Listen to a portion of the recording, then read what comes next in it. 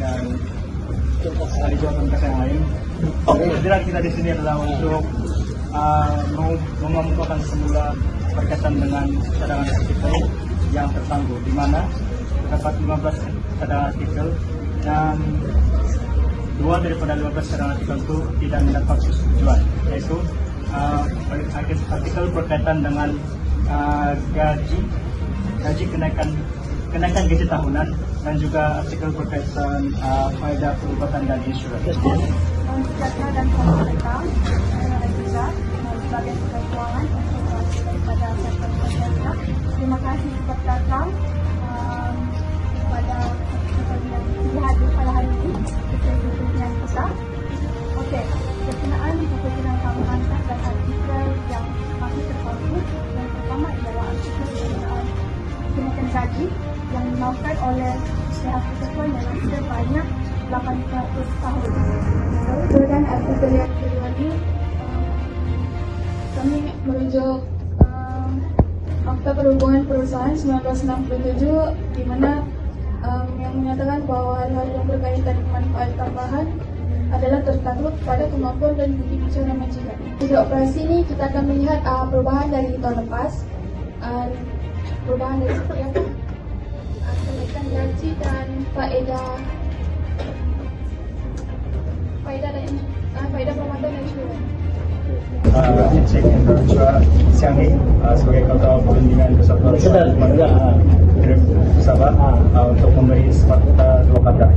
Terima kasih kepada pihak majikan atas kebutuhan bagi sesi pada kali ini, dan daripada pihak Angkatan Bola kita berharap kedua artikel yang dibincangkan pada kali ini tidak lagi dilakukan, dan semoga dapat diterjemahkan dan tidak dilakukan ke lain hari.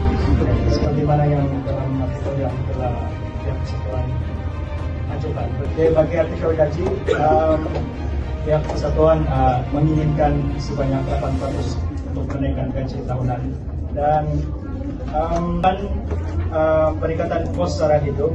Tetapi setelah kami menilai dalam berbagai aspek, pihak majikan hanya mampu untuk menaikkan kadar kenaikan gaji tahunan sebanyak 4% saja. Disebabkan tekanan kos operasi dan juga ketidaktentuan pasaran. Okey, terima kasih kepada ketua kami.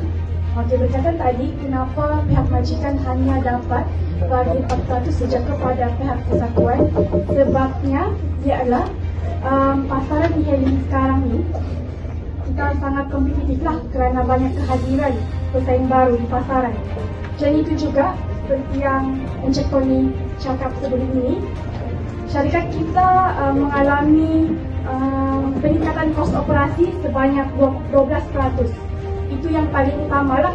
Untuk butiran-butiran lengkap mengenai kos operasi ini, saya akan berikanlah kepada pengurus operasi kami untuk terangkan dengan lebih lanjut dan terperinci. Sekarang ini memang yang dapat diberikan oleh majikan hanya 4% saja. Kalau berdasarkan daripada dapatan analisa operasi ini, terdapat 4 komponen yang di mana berlakunya perubahan yang semakin meningkat. Jadi kita dapat lihat daripada bahan api, penyelenggaraan kenderaan, insurans dan cukai jalan dan cas platform tu dari tahun 2023 tu dia semakin meningkat. Kemudian peningkatan peratusan dia pun semakin meningkat. Jadi disebabkan peningkatan itu, dia menjejaskan kos operasi dan pasaran dengan keuangan syarikat. Berkenaan dengan dapatan-dapatan tersebutlah. Jadi yang kedua, berdasarkan daripada apa yang Encik Tony sebutkan sebentar tadi, dia menyatakan syarikat mengambil kira banyak pertimbangan untuk membuat keputusan dalam penentuan peratusan gaji. Tapi daripada apa yang saya perhati, syarikat hanya mengambil pasal kos operasi syarikat sahaja, tiada langsung berkenaan pekerja. Dan juga daripada Section 13/2/E Akta Perhubungan Perusahaan 1967. Kami juga berhak sebagai kesatuan untuk berunding tentang kadar upah, bukan sekadar menyesuaikan dengan prestasi syarikat, tapi menjamin keseimbangan antara kepentingan pekerja itu sendiri. Seterusnya kami juga ingin bertanyakan tentang kos bahan api tersebut. Bukankah sebagai aplikasi Grab, para pemandu yang akan menanggung minyak petrol itu sendiri? Boleh mohon pencerahan? Saya memang adalah perlu dia yang menanggung adalah kos bahan api sendiri. Itu wajar. Wajar lah. Wajar. Ini daripada majikan wajar. Saya sambung mudah dah. Disebabkan kerana apa? Persen yang kami bagi kepada pihak kesatuan Grab, kepada pekerja Grab atau giling kepada semua di seluruh Sabah sudah mencukupi persentage yang kami bagi. Maksudnya persen daripada 20% kami bagi 13% sudah meliputi tanggungan pribadi melibatkan kos pemotongan bahan mentah dan melibatkan penyelenggaraan. Saya lanjutkan ya. Jadi apa lagi yang kamu mau? Apa lagi kamu mau? 20%. Kemudian dalam 12% nanti 12% kami sudah bagi dalam persentage wang saku. Persentage untuk maintenance. Sekarang kami sudah bagi kamu wang saku dalam pada 3% lagi. Kenaikan kadar bayaran asas ini penting bagi menjamin kesejahteraan sosial dan juga ekonomi bagi pemandu gig, terutamanya mereka yang beroperasi di kawasan bandar utama seperti Kota Kinabalu, di mana kos sara hidup di situ meningkat dengan ketara. Pemandu Grab atau pemandu gig berdepan dengan bebanan keuangan yang semakin tinggi akibat kenaikan harga bahan api, tol, penyelenggaraan kendaraan dan juga inflasi makanan yang secara langsung menjejaskan pendapatan bersih mereka. Tambahan pula, Grab Holdings Malaysia telah mencatatkan peningkatan keuntungan operasi bersih melebihi 10% pada tahun 2024, menunjukkan kemampuan majikan untuk menyalurkan sebahagian hasil tersebut kepada pekerja yang menjadi tulang belakang kejayaan mereka. Okey, saya ingin menjelaskan pernyataan Cik Sharon bilang tadi ada tol kan? Tapi kan kita sekarang di Sabah tiada tol. Tapi ini dalam konteks mungkin pekerja pemandu Grab ataupun pemandu gig ini dia bukan saja bekerja di Sabah, tapi dia berhijrah ke tempat yang ke Semenanjung, di mana tempat tersebut mempunyai tol, dan itulah dia berkira tentang bahan api. Dengan kenyataan yang telah diberi oleh Cik Sharon, sebab polisi itu tentang tol dia hanya berkuasa Termasuk bekerja di Sabah pergi Semenanjung, dia tidak pakai permit. ya. Semenanjung pergi ke Sabah dan kita sekarang isu ini kita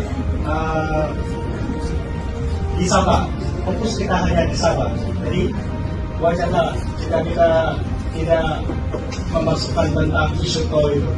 Sekarang ni kita bercerita pasal polisi di Sabah. Kita ada ordinan. Kenapa kita bercerita pasal polisi di Semenanjung pula? Kesatuan begini ya. Kenapa Encik Koli tadi mengatakan polisi Semenanjung dan polisi Sabah? Pihak kamu yang dahulu membuka Sabah mengenai tol, padahal di Sabah tiada tol.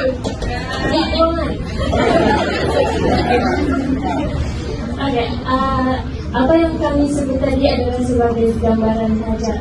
Mana tahu pihak kerajaan nanti akan betul-betul buka.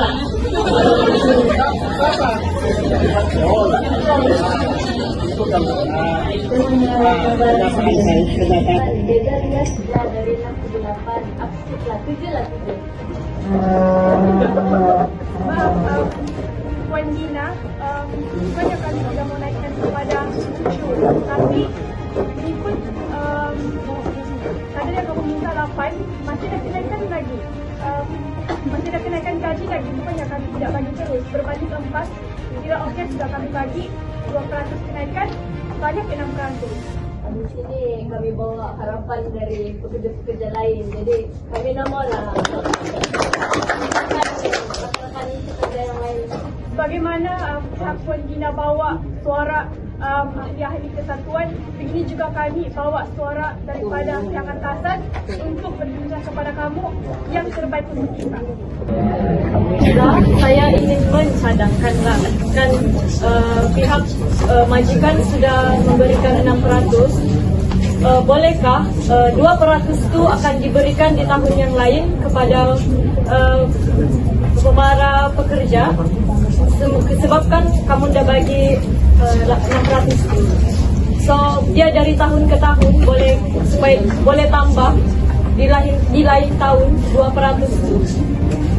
Untuk itu pihak kami majikan tidak boleh janjikan, sebab itu pun kenaikan gaji ini dia akan berdasarkan dengan status keluaran syarikat semasa lah. Kalau untuk akan datang kami tidak boleh janjikan, tapi hari ini yang kami boleh beri 6% satu. From our side, from a union, might as well just take something that we have. Might as well just accept what that it is without having anything. So from our side union, we are willing to accept the 6% increment of our workers fee more than nothing. Untuk mendapatkan kesepakatan antara pihak Kota Perunding, Persatuan Pemandu Malaysia Sabah, untuk cadangan kompromi, pihak majikan mencadangkan untuk kenaikan gaji tahunan itu sebanyak 6%. Adakah pihak Persatuan bersetuju? Itu saja yang pihak majikan mampu beri. Adakah Anda setuju? Dengar Kalau dulu pihak dari Persatuan kata setuju?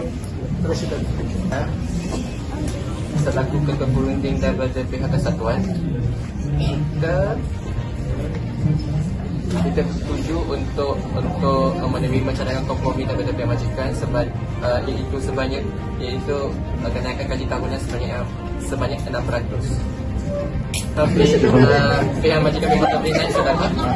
Tidak boleh sudah. Memang tak boleh sudah. Memang tak boleh. Jadi kalau pihak kesatuan tidak maukan 6% kenaikan itu, Kami kasih 4 bilang. kasih kami bagi 4 ya. Wow. Jadi macam mana? Pak, Oh, kasih 6% lah. terima kasih atas jawaban yang telah diberi oleh Bukan ucapan, mana ada dia berucap. Jawab.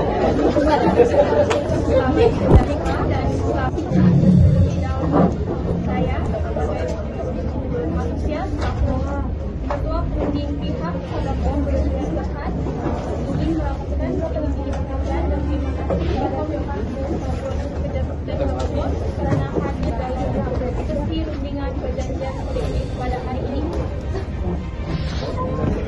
Sesi rundingan ini diadakan sebagai usaha untuk memutus kerjasama yang baik antara majikan dan kesatuan dalam memastikan kebajikan pekerja terus dijaga pada masa yang sama. Operasi yang kita sepakati tak berkaitan. bagi peluang dia bagi bicara. Dengan itu, saya mengalu-alukan ketua penting dari pihak kesatuan untuk memberi kesempatan 2 kata menggunakan perundingan ini. Sedia, bagus. Terima kasih kepada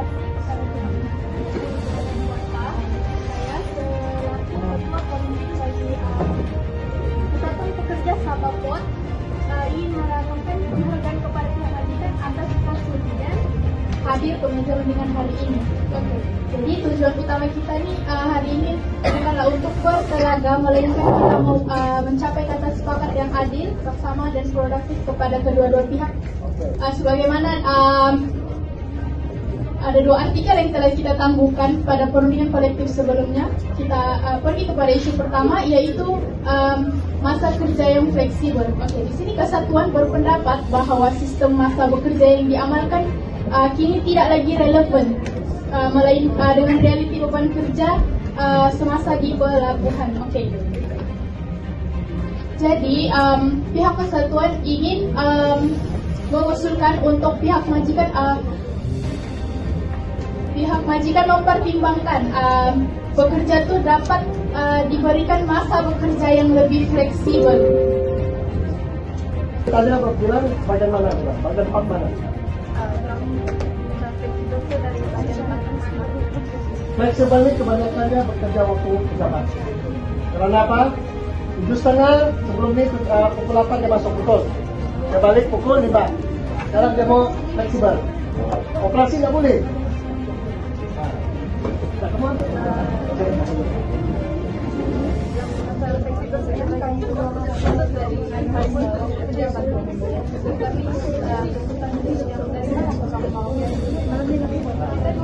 Nah, maksudnya dia masuk DNC. Sekarang tuntutan kamu melibatkan waktu pejabat, flexible working hours. Sekarang ini waktu kamu tidak majukan, fleksibel bagaimana? Waktu. Waktu. Sekarang kami majikan mau tahu waktu masak, waktu bekerja mana yang kamu minta lebih fleksibel. Sekarang Masuk jam 8, keluar jam 5, jadi pukul berapa yang kamu mau? Kami mohon pertimbangan dari pihak majikan untuk adjustkan masa masuk tuh lebih kurang jam 9 karena jam 9 ke bawah itu adalah masa untuk persediaan atau masa untuk pertukaran giliran kerja. Jadi maksudnya kalau mau kasih lambat waktu masuk kerja tuh, jadi waktu balik pun mungkin perlu dilambatkan lagi. Kami di sini menginginkan waktu fleksibel di mana bekerja mulai bekerja dari jam 9 hingga pukul 2 sebab dengan sistem kerja yang sekarang sistem kerja yang sekarang ada, penjadwalan yang sekarang ada, kami mendapat aduan yang bekerja mengalami kesulitan untuk memenuhi masa tersebut. Saya percaya pekerja-pekerja ini mau bekerja karena mereka mencari uang untuk menyara keluarga mereka. Jika mereka betul ingin macam mereka tuh jenis yang nekat untuk jaga dorong punya, dorong kebanyakan kita ini bekerja sama keluarga kita kan, jadi memang dorong kena berusaha lah untuk hadir awal menepati peraturan yang telah ditetapkan. Sebab once kita menepati peraturan yang telah ditetapkan, semestinya syarikat keuangan kita punya siapapun pun akan untung. Bila kita untung, kita boleh bagi bonus dan melengkapkan semua barang-barang seperti nilai jaga kebajikan dorang. Kita beli dorang punya top keselamatan kesehatan dorang pun kita boleh jaga. Okey, jadi itu depend daripada kesungguhan pekerja. Macam kita, kalau kita mau bekerja, kita mesti hadir awal sebab tujuan kita kerja ialah menyara hidup keluarga. Jadi bila kita berdisiplin pasal masa, ya kita boleh hadir awal dan kita boleh balik awal. Fahamkah kami minta sekarang ni masa kerja fleksibel dengan waktu rehat yang cukup untuk para pekerja? Sebab banyak aduan pekerja tentang mereka ni tidak cukup waktu rehat dan masa kerja mereka tu tidak fleksibel. Kami minta dari jam 9 supaya para pekerja ni diorang kan walaupun orang awal tapi diorang terjebak di kesesakan lalu lintas. Dan kami tuntut waktu rehat tu dinaikkan ditambah sebanyak 15 minit. Sebab kita tahu pada peak hour para pekerja ni akan keluar pergi makan kan. Dan di kantin tu pekerja akan berbaris panjang lagi untuk mendapat makanan. Diorang mau bagi masa lagi untuk makan dan merehatkan diri. 10 minit itu cukup, tapi cukup hanya pada kertas dan tidak pada realiti. Seperti yang Che mention tadi berkaitan dengan waktu rehat kan, saya nak tanyalah, adakah kamu menghantar sebarang proposal masa rehat yang untuk meyakinkan kamu berkaitan dengan kerja masa yang fleksibel? Sekarang ini kan pihak majikan kami sudah hantar borang rekod aduan pekerja ni. Mungkin kamu tidak nampak di sini, kamu mau tengok lagi kah? Pengurus di sini di borang aduan ni pengurus operasi sudah tanda tangan di sini yang mengesahkan yang kamu sudah menerima sekian pekerja kami. Saya mohon penjelasan daripada kamu kerana kamu tidak mengatakan kamu dapat surat aduan pekerja ni. Sudah hantar ke borang, tapi dalam surat itu kamu tidak menyatakan waktu bila kamu mau. Waktu itu masalah fleksibel. Masalah hak. Sekarang disebabkan inilah kita buat perundingan ini, kami ingin mengajukan masa fleksibel yang kami inginkan dan waktu rehat yang pekerja perlukan untuk productivity pada hari bekerja. Dan di sini kami menginginkan seperti yang dikatakan tadi, waktu kerja yang bermula daripada jam 9 sehingga dan waktu rehat ditambah daripada 30 menit ditambah 15 menit, ya menjadi 45 menit masa rehat.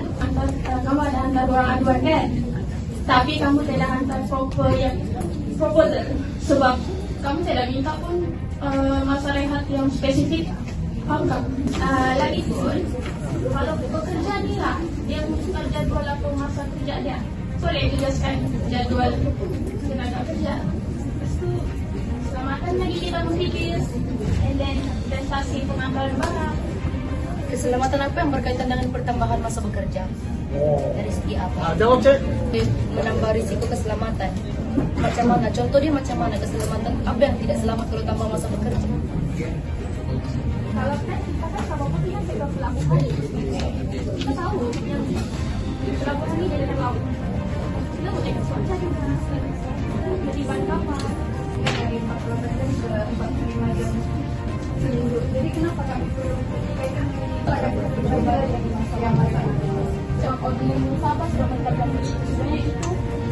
Ya, memang ordinary musabah sudah tetapkan masa yang sepatutnya, tapi pihak majikan boleh pertimbangkan lagi pun mengikut keadaan pekerja. Tapi kita ni pelabuhan, jadi kita Iya, memang tadi ada yang mention pasal produktivitas.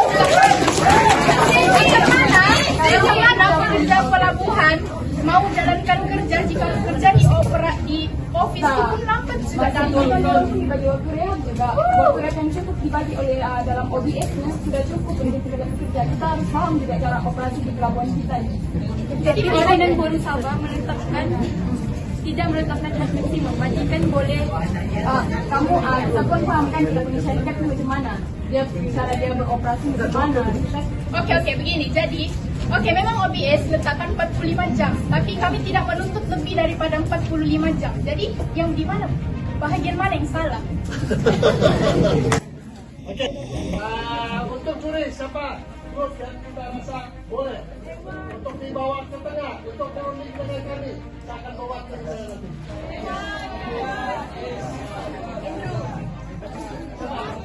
Sudah, okey, siapa satunya? Grup 1, 2, 3, okey. Saya mau dengar suara. Grup 1.